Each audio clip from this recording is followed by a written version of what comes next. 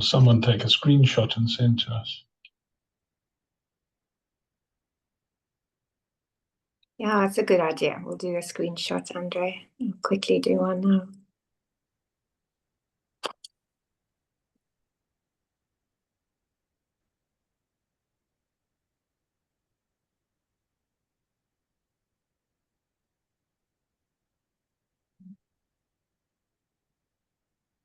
Hi, Abby. Welcome. Hi, Alette. I see Teresa's there. Welcome. Hi, everyone. Good afternoon. Good afternoon here from Barberton. Good afternoon. Hello, hello. Just having a look at participants. Alette, I'm going to make the assumption that if you are attending this and you attended the other webinars, that you are very close to writing your CMP or your SCMP by the end of the year.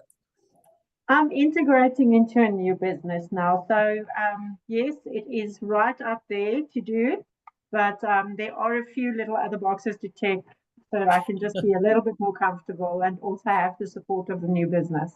I hear you. Karen, and yourself?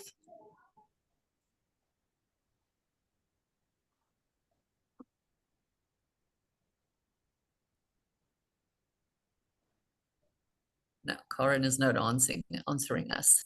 I think I'm going to quickly jump. It's Karen there. Hello, Karen.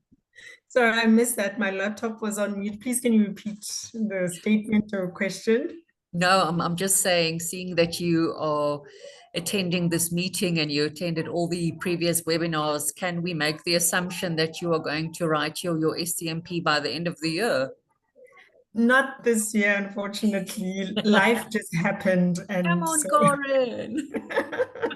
I don't want to commit to doing it by the end of this year, but definitely during the course of next year. I hear you. Chisholm, welcome. Roz, nice to see you online. Sophia, lovely to see you here. Hey, Sophia. Thank you, Christine. That's so awesome. Brianna, I think we should start. Yeah, so I'm going to quickly ask all our participants just to drop your name and location in the chat box, please. And then we're going to kickstart with introductions. But I do want to give a special shout out to Sophia Dower. Sophia Dower is one of our past chairs of IBC Africa, and she was instrumental alongside Amanda at the time formulating the GCC examination questions. So we're absolutely thrilled to have you with us today. Thank you, Sophia. Our panel discussion, I'm your host, and I'm going to hand over to Christine shortly, who will be facilitating our conversation. But in the meanwhile, let me quickly introduce you to our panelists. Andre Oberholzer, who is the Group Head Corporate Affairs of SAPI. And Andre, in fact, was the very first SCMP across Africa back in the day. And Andre also serves as a board member on GCCC. So Andre, you absolutely, we really, really are very excited to have you on our panel. Thank you very much for making the time. It's an absolute honor. Anne-Marie Palmer-Kuku, she leads Corporate Communication and Public Affairs for NLNG. Also SMP, extensive experience across communication disciplines. Anne-Marie, thank you very much for joining us. Sabra Saleh, Anne-Marie is a strategic communication management professional. Then Sabra Saleh, Sabra has been involved in one of our previous webinars. We focused on storytelling. And Sabra is an executive director for an organization called Toolkit Training and Communication Consulting, extensive experience across corporate communication, public, private, and nonprofit organizations. We're absolutely thrilled to have you with us again. Sabra, welcome. Christine Briet is our current vice chair for IBC Africa. She's also the chair for professional development and member. She's a chair for a committee focusing on professional development and membership for the IBC. Sorry, Christine. Multiple award winner, extensive experience, and a fantastic facilitator. So without further ado, I'm going to hand over to Christine. I'm going to switch off my camera and I'm going to keep an eye on the chat box for any questions that may come up. So please do share your questions in our chat box. Thank you so very much. I'm Rihanna Sinden. I'm the Director for Professional Development and Events for IBC Africa, and looking forward to this webinar. We had a pre-discussion a week ago. We had all these wonderful people online, and we had a quick group discussion about how we want to structure the conversation. And we hope to cover as much as we can. And yeah, over to Christine. Thank you. Thank you so much, Rihanna. So let's get cracking from the start. So Andrea, I'm going to start with you. As Rihanna just mentioned, you were the first SCMP in Africa, and you're also a Global Communication Certified Committee board member. What does this mean for you to be an SCMP? Is there any meaning for you professionally or even personally? Why did you decide to do the SCMP and not the previous ABCD? Thanks, Christine, and hello to everyone who's joined the call now or who may be listening later. I think it's an issue of where you find yourself in your career, but also the passion you have for the role, for the job. I'm head of corporate affairs, so I have a very wide remit. One of the issues, and I may repeat this later again, one of the realities about our profession, about this a career in communications, is you can enter it from almost anywhere. We're not like engineers or doctors or accountants where there's only one path, and everyone goes through that same path and then you get qualified. A communicator, I suppose, is just the nature of how the requirements and the needs of companies and public organizations have developed, means that you can enter it from any angle, which means you bring certain skills, certain experiences, certain strengths, but there are also areas where you have less exposure to. And that's different for every one of us. And even when you have a team, it's different for each of your team members. So for me, it was about taking the time and saying, how do I pursue a formal additional academic qualification, a postgraduate qualification, which comes with costs, which companies can sometimes pay or sometimes not, a big time, official strict time commitment, which is then also a bit of a problem. When the certification came up, I said, you know what, this is actually something I'm passionate about what I do, about my career. And I think it would be worthwhile just to do a bit of a refresh. And I did it for myself, no other reason. I didn't do it to get a promotion. I didn't do it to sort of think that I would get more money or get a different job or whatever. It was something that I thought, I think I owe it to myself. And given the work that I'd done previously as an IBC board member and also motivating my team, I said, okay, well, let me jump in, let me do this. When I did it, there was none of the support systems that there are now available to people. So you had to sort of figure it out for yourself, talk to your colleagues and friends, which is also not a bad thing because, SCMP means that you should know what you're talking about. And I like doing, I always encourage people, and you'll know this from some of the talks I give, is I always say to people, when you get surveys, when there are reports published, do them, because the questions will always trigger interesting thinking. Become a judge in competitions because you see entries and you test, you see what other people are doing and you test yourself. So for me, this was about just being true to myself, being true to how I like to learn. And I found it, you had to actually put in some effort. You had to refresh yourself in some areas. You read books, I worked through the IBC manual. you read some chapters and you go, oh yes, I know all of this. And then you read the next chapter and you go, oh, actually, Yeah. I'd forgotten all of these, or I never knew this because I didn't come from that field. So I think that ultimately for me, why I did it was for myself, my passion for my career, and that I felt that it was something that had credibility. No, super. Thank you. Can I just mention? So when I wrote my SCMP, I was in the same situation than Andre.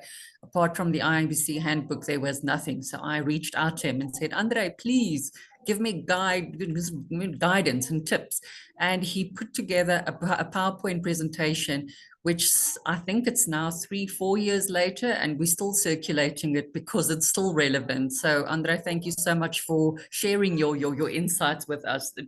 I really think that it helped a few SCMPs and CMPs to get their qualifications. Anne-Marie, if I can ask you, you also work in a global context. So how has certification influenced your credibility, your leadership opportunities, and your ability to be recognized across borders? Is there any situation that you can maybe share with us where being an SCMP gave you the advantage over other people? Okay, thanks, Christine, and thanks to everyone else who has joined us this afternoon. I mean, Andre has said so much about certification, and for me, it was I'd worked in communications, strategic communications for 17 years, and I was already leading in my role. I knew the job. I wanted that external validation, and the idea of benchmarking myself was quite motivating. Initially, I felt I'm going into this. Is it going to make me better or is it going to make me busier? But I found out that after completing the exam, taking the exam and completing it, I felt, I'd been forced to be more deliberate. And I looked at it that, okay, I don't just do what I do. I'm benchmarked against global standards in terms of strategy, in terms of ethics, and in terms of how the work is done. So for me, I would say, since I've been certified, it's more about me. And I think, like Andre said as well, I owe it to myself. It's more about me. I know that what I'm doing is more more standardized, right? More standardized. And then when I engage with other people, I've been able to speak at IABC at the World Conference, and I know it's as a result of my certification, because I had already proven that, okay, you are a leader in this area. Yeah, thank you. Okay, appreciate that. Thank you. Sabra, if I can ask you the next question. You are a consultant and you are from Tanzania. So from a consultant's perspective, how has the certification helped you to build trust with your clients, to differentiate yourself, and to open yourself up to new business opportunities? Thank you, Christine, and thanks to everyone who's here today. As a consultant, it's sometimes very challenging to really get the right clients and to get work with the people that you want to work with. I think with certification, I'm seeing more calls for proposals that actually put that as a requirement, accredited, preferably, that you're accredited. So I think this is something I haven't noticed in the past, and it's quite encouraging to see it now that there are organizations that are seeing the value in getting, certified consultants to work with them. And also as a consultant, it's really opened up doors to work with anyone. I've worked internationally, so in the United Arab Emirates, Senegal, Canada, and now back home in Tanzania. I can still continue working with international clients. So just like Anne-Marie said, it's like putting you on a benchmark with other global professionals in giving you that opportunity to be trusted, because they know what they're getting when they're working with someone who's certified. It's almost like it's a reference by itself. You know how sometimes we're always worried about what references we put on our proposals and our CVs, but I think for me, their certification has eliminated that desperate need to have references, but I'm, matched against other professionals. So with me, it's opened up doors, thanks to remote working. Again, I don't have to physically be in different parts of the world to do the work that I'm doing. I can be at home and still support international clients. So I think it's done great for my part. Okay, may I also ask you, you have been in comms for 13 plus years, yet you decided to write your CMP, which you only need 8 years for, and the SMP is 12 years. Why? What is your journey with that? So initially, I thought I had to do one before the other. But even on top of thinking that way, doing the exam, I was motivated to do it because they said, you know, it's based on your work. If you're working in comms, you should be able to do the exam. It's simple. So colleagues were encouraging me. But I did it with that motivation that, oh, if all of them did it and it's based on work, I can do it too. I did it and I didn't pass the first time. So, Okay. so for me, that was an indication of I was in an environment where the organizations I worked for didn't do audits, communication audits, didn't do research and measurement. And these were areas where I was weaker in. And I didn't realize that until I sat for this exam. And for Wow. me, it created an opportunity of, you know what, I have so much more room to grow. And we really have to look for opportunities to practice all the elements in our communication spectrum so that we're actually good at everything that we're doing. And for me specifically, I learn more if I'm doing it more than reading about it. So going forward for my second attempt, I actually made sure I did projects that needed measurement and audits and putting all that into practice. And then I felt I was ready, but it wasn't as stressful doing it the second time because I really was mentally ready. I knew what I was talking about. I was more confident. So I think it really pushes you to learn and to grow.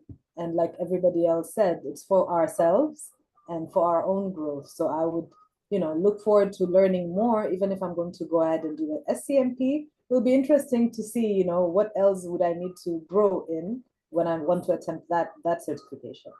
Fantastic. Thank you. And that's a beautiful testimonial. Thank you for sharing that with us. Andre, so you and I are in the process of recertification. As a GCCC board member, why is it important that we need to recertify every year? And also, there's this perception that your CMP is very difficult and your SCMP is very easy. Are there any ideas to rework the questions or to keep up with new trends like AI? That's the two questions. And I would like to add a third one. I know that's really bad interview practice to ask 3 in 1, but whilst I'm on a roll, I want also to know, why did the IABC and the GCCC decide to split? So I think the intention when the GCCC was created was from the start to make sure that it was born out of the IBC and out of the communication principles, the road to excellence. But certification is not something which is owned by only one organization. So the path over time has been that the GCCC board is working on becoming an independent organization so that other professional associations and organizations around the world, academic institutions, and other bodies are more comfortable and are happy to also recommend certification because it's a neutral body. Because the focus is on certification, the focus is not on. IABC will always be, sort of the original home, and IABC will always promote it. But for certification to grow globally, it needs to go beyond. So it was created by one of the organizations, but it's now time to grow beyond that, which means that you don't have to be a member of IABC to actually do the certification. because the importance of certification for the profession in total and for the professionalization of what we do is more important than just being tied to a single organization. So I think it's a natural growth path, and it's an exciting growth path because we can bring more people in, and that in itself will then, I think, strengthen the whole process. As far as there is a review process that always continues around CMP and SCMP. There is feedback, there is research done from people who participated. There is feedback given that gets taken on board, and there are adjustments to the questions and to the approach over time, so that to keep it fresh.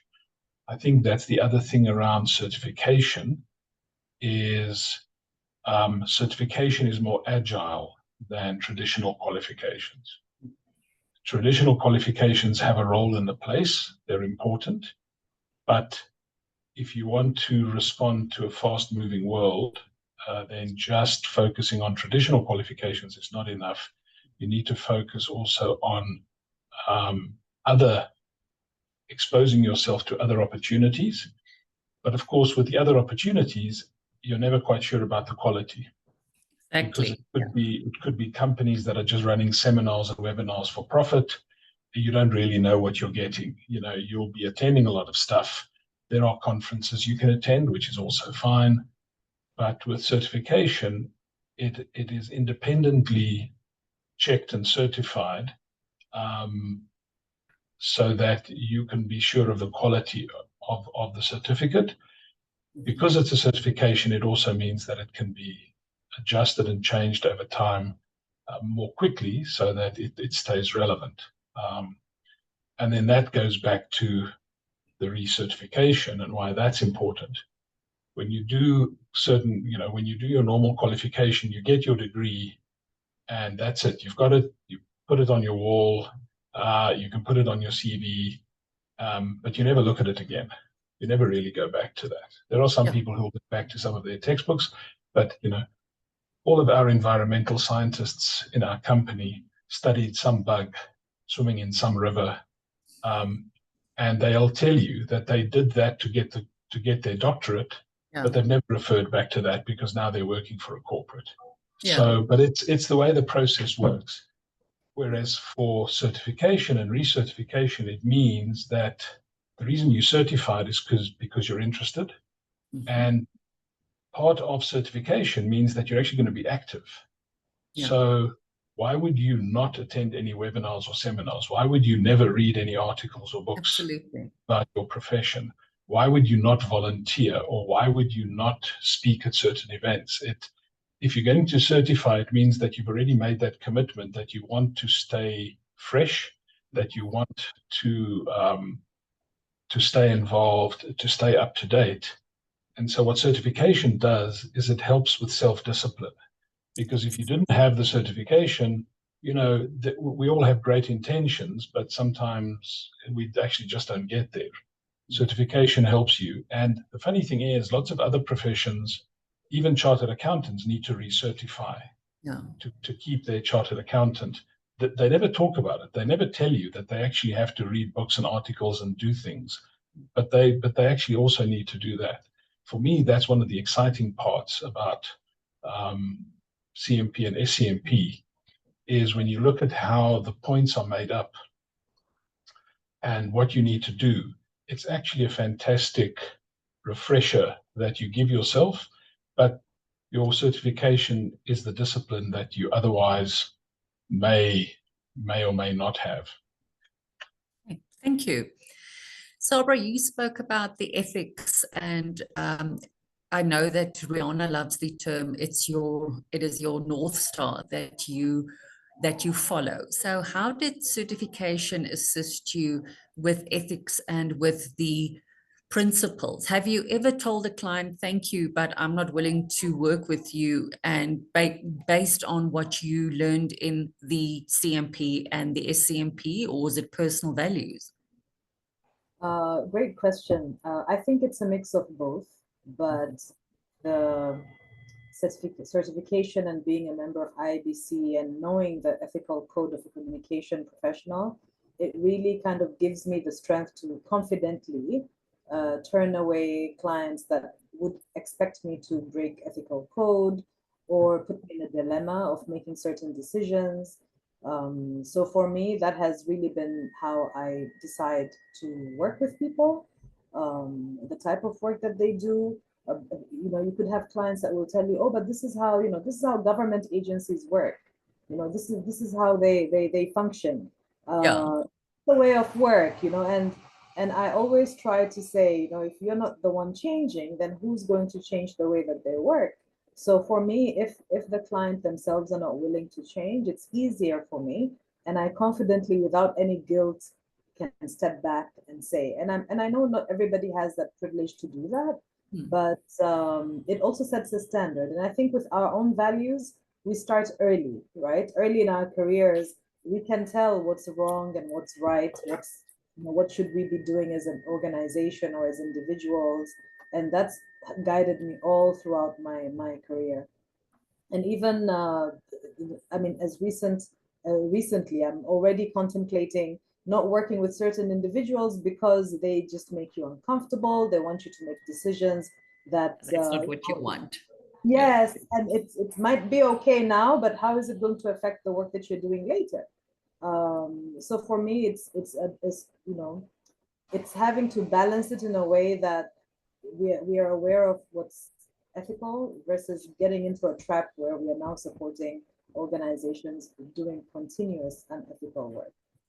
But Thank you. definitely certification and going through the questions, the very tricky dilemma questions helps you really think and reflect on everything that and all decisions that we have to make. No, super. Thank you. Anne-Marie, we are seeing a huge surge in especially East and West Africa communicators who are getting their SCMPs and their CMPs. Why do you think that they are now sort of getting on the bandwagon, if I can use that term? Because previously we saw it was really concentrated in South Africa, but these days our South Africa people, like you heard earlier, they all have excuses why they can't write. And in Eastern and in West Africa, you hear, yay, there's another one, there's another one, there's another one. What is the motivation, do you think, behind that? Okay, thank you, Christine. I believe that we're seeing this huge number, first of all, because IABC, the West Africa Interest Group, is now getting very, very active. We weren't as active, I mean, when the certification started. And even at that, a lot has been said where everyone thinks they can do your job. So everybody thinks they can do your job. Even the medical doctor thinks they can do your job. I had someone recently who was teaching me in a meeting and an informal setting and was teaching me communication. And this is a banker, and I found it very funny, because she thought she was, telling me what she knew, what was the best. Obviously, she was just talking. There wasn't anything strategic about what she does. So we've got a lot of people like that with us here in Nigeria. I'm sure it's probably the same elsewhere. And as the West Africa Interest Group started, getting more active, we had the first person, and then the chairperson, at the time, did say, "Oh, let's encourage each other." So we set up a study group. Lovely. And we tried, and then we joined the webinars you organize in South Africa. And most important for me, and I'm sure for most of my friends in West Africa, is that it's not about memorizing. The exam is not about rote memorizing. It's Not at all. about, yes, it's about practical application of what you do. And, that makes it so easy. So initially, I inclusive, I thought to myself, I can't memorize anything. I looked at the book And then I looked at all the podcasts I had to listen to. And then I looked at all the webinars and all the papers. Of course, I also saw Andre's PowerPoint slide deck as well. But then with the first person, oh, really wasn't that, it's just what you do. And then I decided to take a dive, and try this and realize that it was just about application. And we just encouraged each other. We all do the job anyway. And it was a good way of sort of, validating what we've done. Just showing that really we're doing the right thing. We're doing what is done globally. Our ethics strategy is not different from what is done globally. So why keep it to ourselves? Let's go for it. And I think that, and you're going to see many more. I promise you, you're still going to see many more. Fantastic. Sabra, you also mentioned that one of the reasons why you decided to actually do this was because it gave you credibility in a country that didn't want to, and I'm not laying words in your mouth, so please correct me if I'm wrong, but that had a difficult time in accepting you. So how did the CMP then help you? Great. So yes, trying to struggle getting a job in a country for me, it was a 4-year journey. And it really lets you think, what else can I do? Andre mentioned earlier, should he go for another academic degree? I already had a bachelor's and a master's, and I did not really enjoy school and studying. So for me, that wasn't an option. But looking into how people were accepted, the fear of moving to another country and then going through again that stress of, how am I going to prove to these new employers in this new city that I'm actually good at what I do? And I think for me, the answer was, I'll probably need to just get certified, something that's global, something that's transferable, no matter where I'm based, so that I don't have to go through that struggle. So I think it's, again, one of those easy references to how good you can be and that you're at par with the rest of your colleagues, whether you're in North America, whether you're in Africa or the Middle East. So for me, it was an effort of saying, you know what, I know I can do this job. I just have to show that I'm at the standard that is required. And for me, it was really a matter of making sure that should I move again, I'll be able to just get right into the job market without having to struggle as much, because there's the community. And especially with IABC, I mean, I moved from Canada and came straight and joined the IABC Africa chapter from the Edmonton chapter. So it's a really easy transition when it comes to associations that are global as well as certification. Superb, thank you. Rihanna, I see that you have a question for Sophia. Yeah, it was actually Sabra that it triggered it for me. She mentioned the complexity of the questions, the exam questions. Sophia, you and Amanda involved in the formulation of these questions, the exam questions. What did success look like for you guys at the time? I mean, you were dealing with something that was pretty brand new. What were you and Amanda thinking? Was it intentional to have these questions at a certain standard, or? It's a good question, and I'm going to start by saying this was quite a long time ago, so I haven't thought about it for a while. But I do remember when we were invited to be part of that team that was developing the whole construct, and we were told it's going to be primarily multiple choice. And my first thought was not possible. You can't test that kind of skill or that kind of complexity with a multiple choice question. And then they gave us all the guidelines on how to build those questions. And I got a bit of a fright because what the end result was with all that work was an incredibly nuanced question with a set of answers where there was no obvious right or wrong. But the one you choose demonstrates your thought process and the skill involved. So there was still a right answer, but you couldn't tell unless you actually did the work. So I think I'm going to use that as an excuse and say that's the reason why I haven't done my SCMP, because it was so hard doing the questions that past that. I'm going to have to revisit that now. But it was an eye-opening exercise. And I think the point of it was not just to test someone's knowledge. It was very much to trigger the thought process and to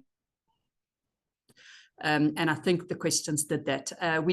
Obviously we were all given a very select section to develop questions for, so we didn't see all of it, but it was an incredible process. It was an eye-opener in terms of what you can do with multiple choice and the level of nuance and complexity that you can build into it.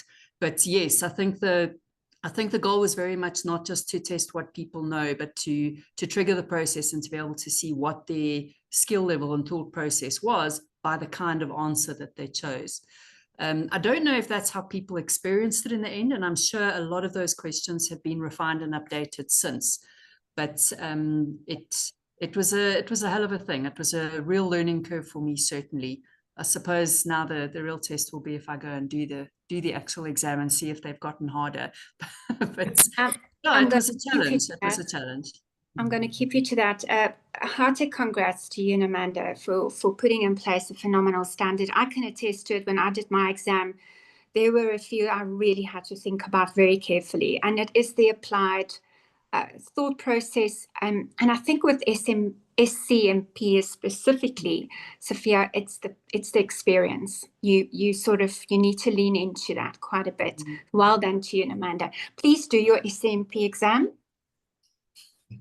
It would be phenomenal if you do. I'll give and it everybody my else utmost in this consideration. room, yeah, and everyone else that's considering the exam, it is really worth it. Thank you so much, Sophia. I don't know if there's anything else that you want to ask Christine.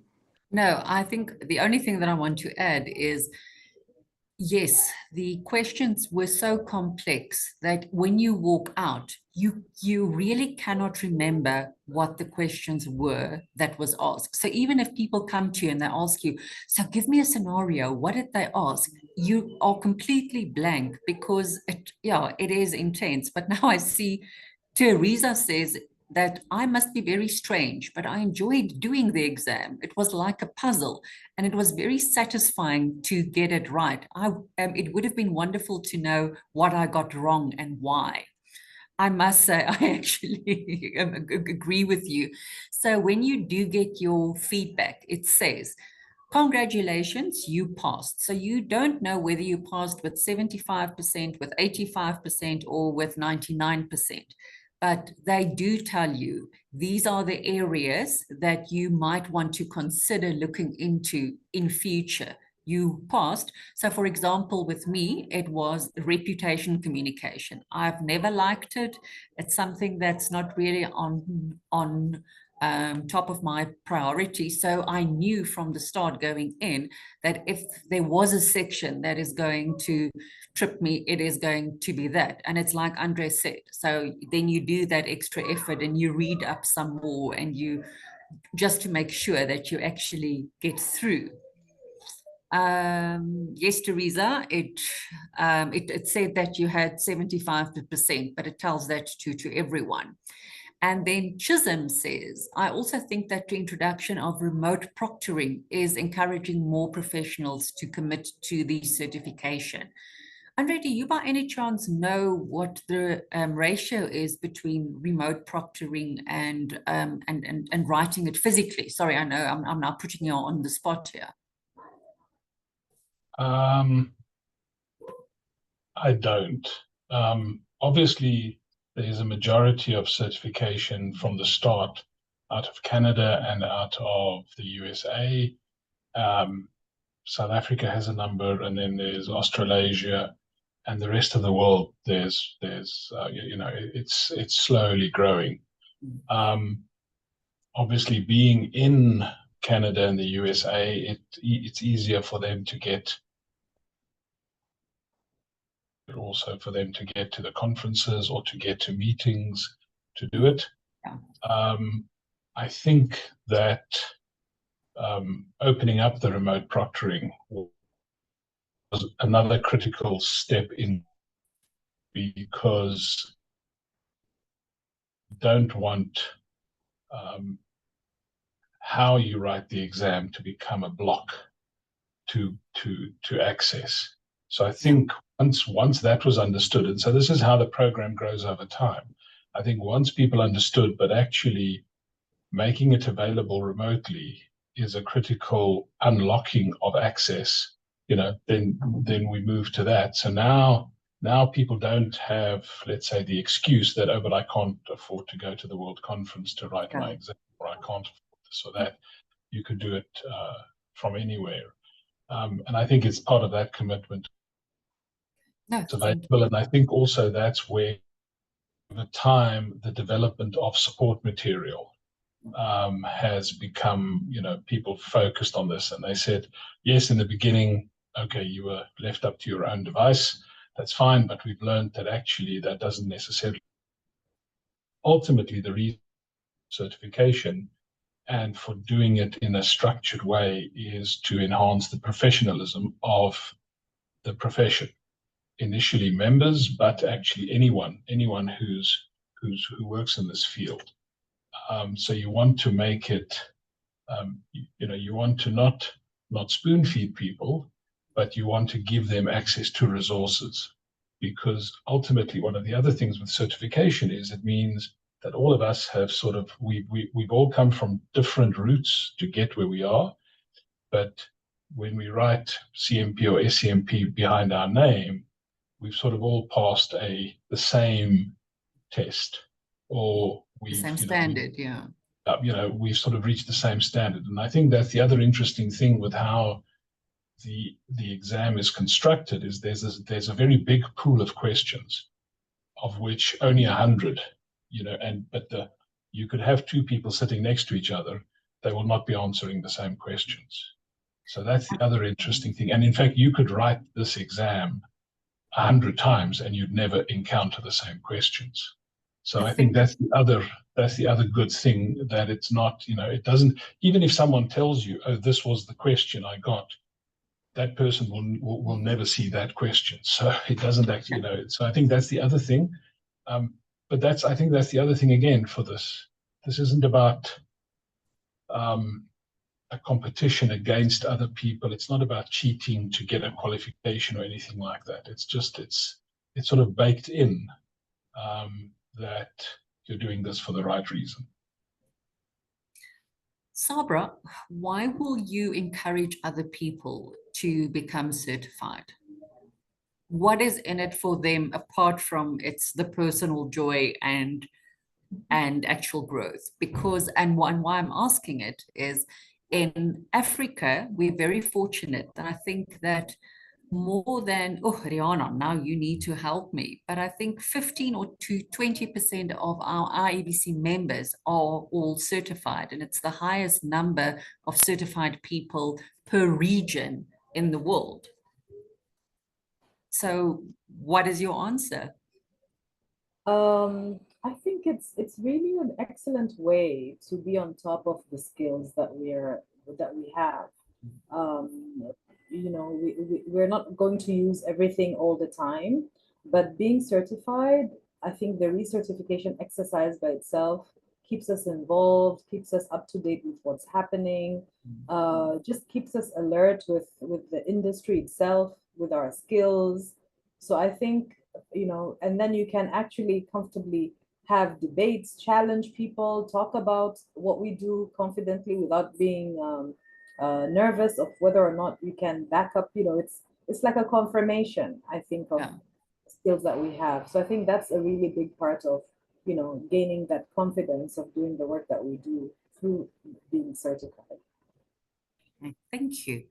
So Anne-Marie, you are head of a rather large department and you've got a lot of people reporting to you.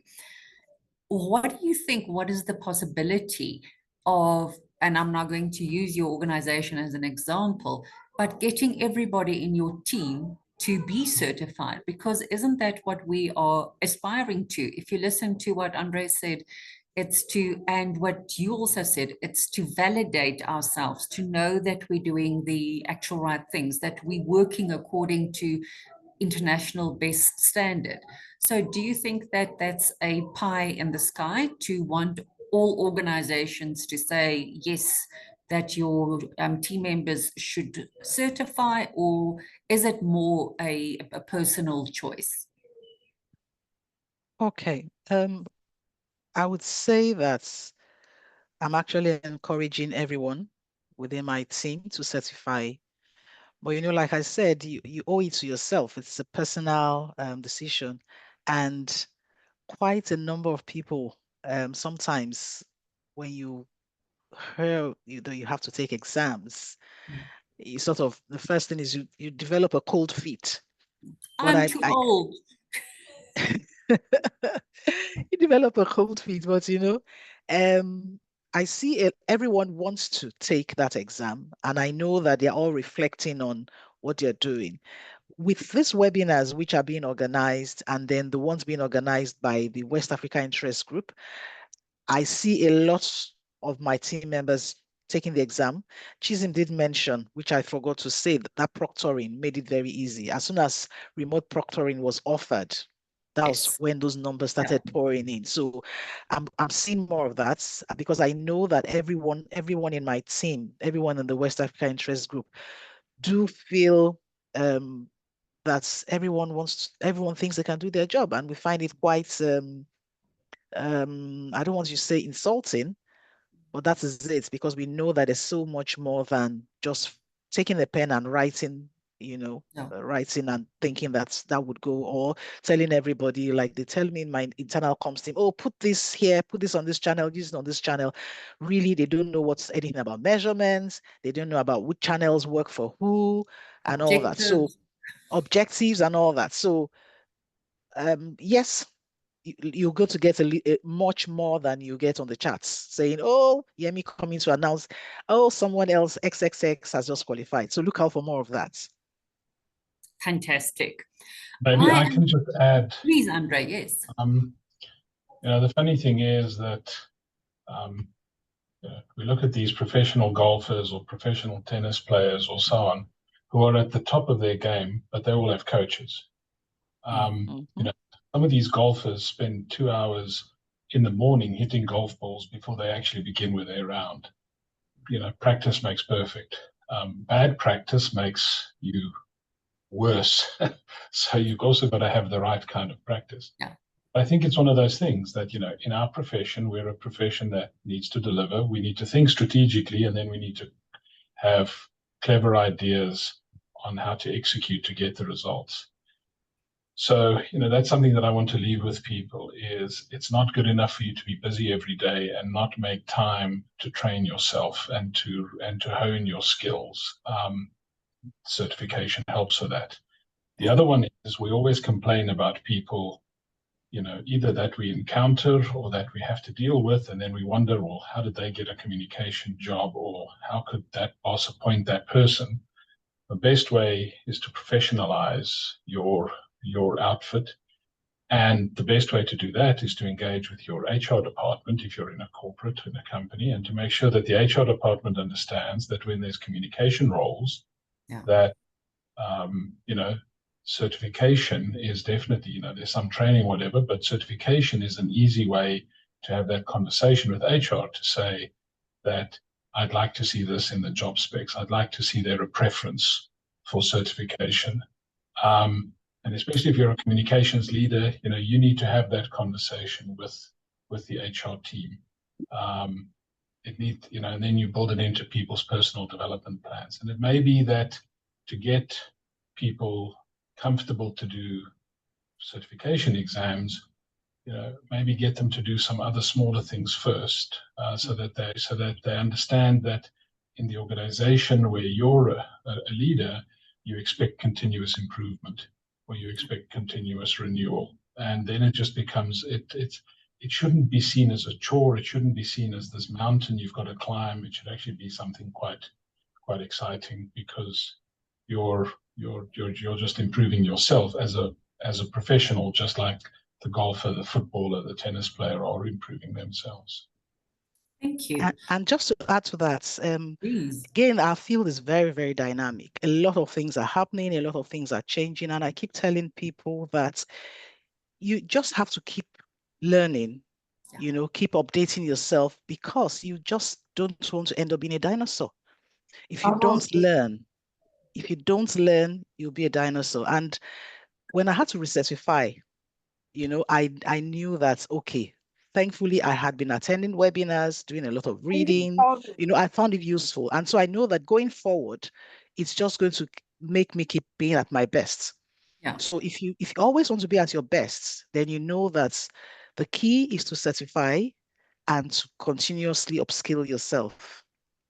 Yeah, fantastic. Thank you. We have 10 minutes left, so I would like to open up the floor. There's a lot of names on here that is on our prospective CMP and SCMP list that at the beginning of last year said that they are interested in writing.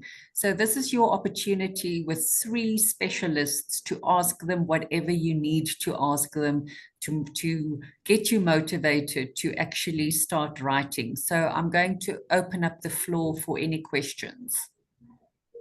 Christine, I just want to add a quick question, and I think it's directed to Andre. Andre, currently we have the IIBC Guide for Practical Business Communication, a global standard primer, which I see was published in 2021. And this was the guide that we all used in preparing for our exams. Is there talks or discussions about updating this guide, seeing that so much has changed since 2021? How's that progress going or process going? Yeah, that I don't know. I haven't heard. I think that it's unfortunate because I also found that a very, very useful resource. I think the last time that was updated, I'm not sure whether it was that long ago, but I know it took quite a long time to get all the chapters finalized and written. So what also happens is by the time that gets published, it's a couple of years since it started. But those resources, even if they are old, are still critically useful because the basics are still in there, and those chapters deal with all the subject matter. You can obviously then refresh yourself further on some of those chapters, but that kind of source material, just because it's a few years old, shouldn't be ignored. But I think there is a practical problem for the IBC, like for all professional organizations at the moment, with membership, with revenue, with what's happened post-COVID, and then the way in which this kind of material is created and presented. Also then talking to what does the new world look like? Is it still a printed book that you can buy and read through, which a lot of us would prefer, but on the other hand, that takes a long time versus some up-to-date PDF online content.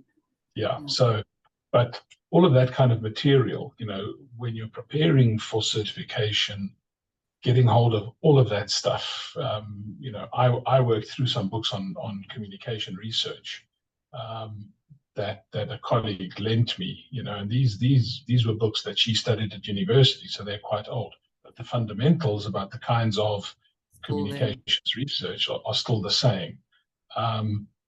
It's getting access to that kind of material, and then on top of that, layering the latest available materials, which is, I think, where now there is now a lot more. There's the concierge service, there's the other training manuals and so on. CSC, yes. Available, yeah. CSCE, yeah. CSCE, yeah. Yeah. So, okay. Andre, I think the next one is also for you. Beryl wants to know, when is the next opportunity for discounts and scholarships for the exams? So that is usually published. That should be on the IBC website for the foundation applications. I happen to also sit on the foundation board where we look at those applications. And that's a process that usually goes live after conference. And there are those applications. And that's interesting because we find we've had a better group of applications the last year or two. We've tried to make sure that the applications are spread globally, or that the grants are spread globally. But what we often find is we find a huge amount of uncompleted or incomplete applications. Oh. People begin the process and then they sort of give up. Yeah, Obviously, because it is quite a tedious process. It is. Well, you have to, sort of really think through it, which is part of the, sort of not the sifting process, but it challenges the people. One of the things that I've also said is, we had applications from people who work in corporate, but there's no evidence that they ask their corporate to pay for certification. So there's no letter that says, I've asked my corporate, and my corporate absolutely refuses, because every corporate has a training budget. You may not have the money on your own budget, but your HR department has a training budget. This is part of training, so you should actually tap into that budget rather than sort of ask your boss to pay for it from his operational budget. But so that process is open. That usually runs, and then we usually look at this early in the new year, is when we get together and we look at all the applications, and we then make that decision. But that process, that should be on the IABC website, on the foundation pages. Yeah, because I think we had 8 grant receivers in the past 2 years, if I'm correct, from Africa. Yes, Yeah. that which, and that's so there, your role and the role of the board in actually just getting the message out and convincing people and saying to them, number one, certification is important. Number two, if you have a hardship reason, then you can actually apply for a grant, and to do that. And then encouraging people to say, if you work in a company, go talk. This year they may say no, but if you're adamant and you're insistent, and you put it in your personal development program, and you go to HR for the training money, that's the thing is it's, as we know, because in our profession we've got to knock down the doors. If we sit and wait for people to come to us, it doesn't happen. We have to make a nuisance of ourselves, or we have to knock down doors. We have to go into meetings uninvited because we believe we belong there. It's just a little bit, we need to be a good communicator. You also need a little bit of attitude and broad shoulders to push yourself in sometimes before people realize that you can add value. Absolutely. Thank you. Sophia wants to know, would love to suggest a reading list for exam preparation. Presumably, we'll be able to find something like this on the main IABC website. Yes, but you can also, we have a WhatsApp group. So for everybody that wants to join the WhatsApp group, please just put your cell phone numbers and your names in the chat. And on there, we will share interesting articles, surveys that actually comes out, green papers, white papers, books that you need to read. And in the time when Marie Lee was still head of certification, she and Amanda did a brilliant job by having working groups, and there's a lot of recordings where we were subdivided into smaller groups, and we all made summaries. And we shared that, and most of that was recorded. So those are recordings that you can also have a look at. And then we also want to share, Andre, I think you mentioned it last time, that there's something interesting, like what's the top 5 movies to watch if you want to learn more about crisis communication or reputation management. So that's Rihanna's mission. She is now looking at all of those things, and she's posting it on the actual group. So if you're interested, please give us your name, and we will on the group share that from time to time. Sophia, I hope that answers your question. Okay. Great, we have 1 minute left. Is there any last questions? Okay. Rihanna and Andre, do you have any idea what the cost is to certify at the moment? I have a question here, and I, for the life of me, can't remember. Yeah. do, yeah, you go first, Andre. No, I'm just looking at my sheet here. I know it's $95 to recertify, but if you're an IABC member, you get a $100 discount. So it actually doesn't cost you anything. Yes. Yeah, so you're better off being a member of IABC Africa. It works out cheaper, definitely. Yeah, that's true. Yeah, it's in US dollars. Yeah. I'm just checking here. There are two groups of countries. African countries would fall under group 2, which I believe is $250. If you're an IBC member. If you're a non-member, it's $550 at the moment. Okay. So once again, it's another reason to be an IBC member. Yeah, if you're from a group 1 country, which are the more developed countries, then it's $395. So it's not, you could say that it's not insignificant, but compared to some other, I suppose, conferences you can attend or training sessions or meetings, $250 is actually cheaper than what a lot of these other professional event managers charge for you to go for a one-day conference. Absolutely. But I also think, sorry to chip in here, I also think it's worthwhile to apply for the scholarship, for the foundation scholarship. Give it a go. You've got nothing to lose. You may just be lucky. Absolutely. Really, yeah, definitely. Makes a huge difference. Brianna, would you like to wrap up? Yeah, I think pretty much coming to an end of a fantastic conversation. Just wanting to say thank you to our panelists, to Sophia Dower for joining us today, and our chair, Yemi, is also in the house. I just noticed that Yemi joined us as well. A few familiar faces. I hope this conversation answered some of your questions. The question being, is it worth the hype? I think with the GCCC, it is. Yes, it is. And after today, perhaps a bit of self-reflection, self-investment. I think Andre summed it up beautifully the other day when he said that certification is, it's an indication of self-discipline and the love that you have for the profession, but also the respect that you have for your own experience and the journey that you've walked. And you really are worth it, to quote L'Oreal. It's just one of those things that you have to do. So putting it out there to everybody, and thank you very much, Christine, for facilitating as always. Thank you, Natalie, for being our backbone, IABC Secretariat, making sure that the webinar works and flows beautifully. Thank you, everybody, for joining. Thank you, everyone. Thank you, everyone. Thank you. Bye-bye. Bye. Bye.